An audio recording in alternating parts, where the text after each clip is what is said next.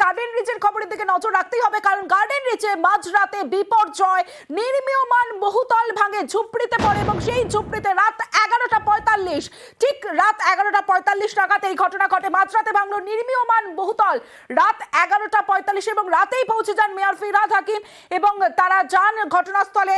যায় বিপর্যয় মোকাবিলার টিম, এখনো পর্যন্ত রাতেও পর্যন্ত এখনো উদ্ধার কাজ চলছে।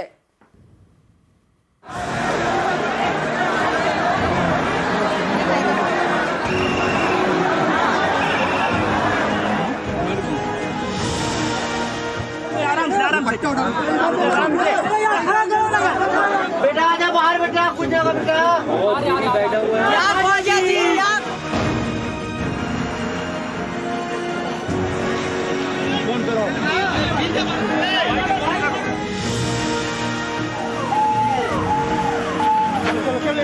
পুরো ধোঁয়া ধোঁয়া হয়ে গেছিল। বাচ্চা কাচ্চা নিয়ে সব আমরা তাড়াতাড়ি বেরোই, তালা খুলে আচানা ঘুরি পোকা মোড় আমাদের আওয়াজ হ হ করে পুরো ধোঁয়া ধোঁয়া ভরে গেল। তো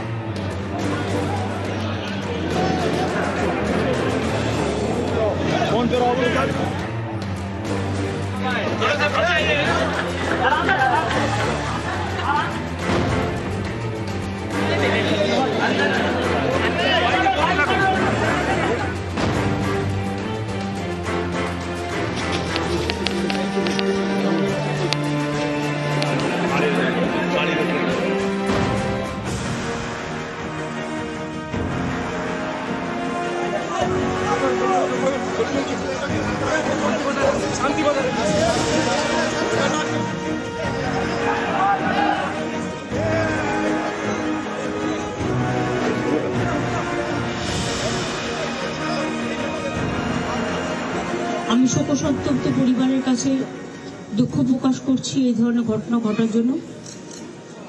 ইল্লিগাল যে কাজগুলো কেউ যদি করে থাকে তার বিরুদ্ধে অফিসিয়াল অ্যাকশন নেওয়ার জন্য আমি প্রশাসনের কাছে অনুরোধ করব। আর যে পরিবারগুলো আজকে অসহায় হয়ে গেছে তাদের পাশে তো সরকার দাঁড়াবে।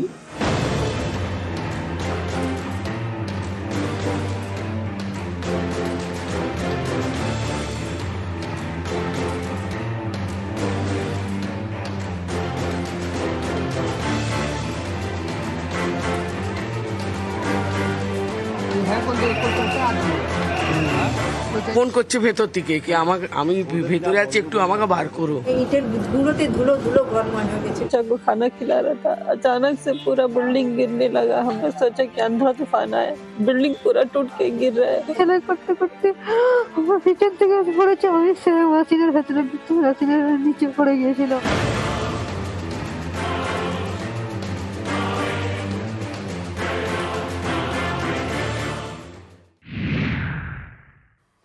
গার্ডেন রিচে হুড়মুড়িয়ে ভেঙে পড়ে নির্মীয়মান বহুতল, আর সেখানে এখনো পর্যন্ত 10 জনের মৃত্যু হয়েছে। আজ সকালে গার্ডেন রিচের পরিদর্শনে যান মুখ্যমন্ত্রী মমতা বন্দ্যোপাধ্যায়। সেখানে ঘটনাস্থলে যান মুখ্যমন্ত্রী মমতা বন্দ্যোপাধ্যায়।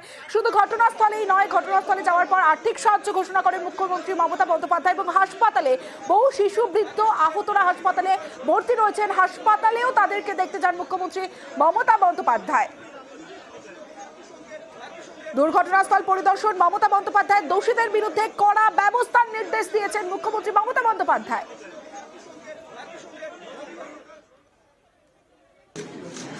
আমি শোকসন্তপ্ত পরিবারের কাছে দুঃখ প্রকাশ করছি এই ধরনের ঘটনা ঘটার জন্য।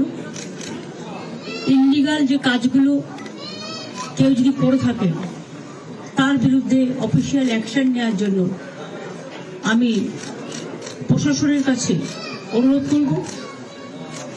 আর যে পরিবারগুলো আজকে অসহায় হয়ে গেছে তাদের পাশে তো সরকার দাঁড়াবে।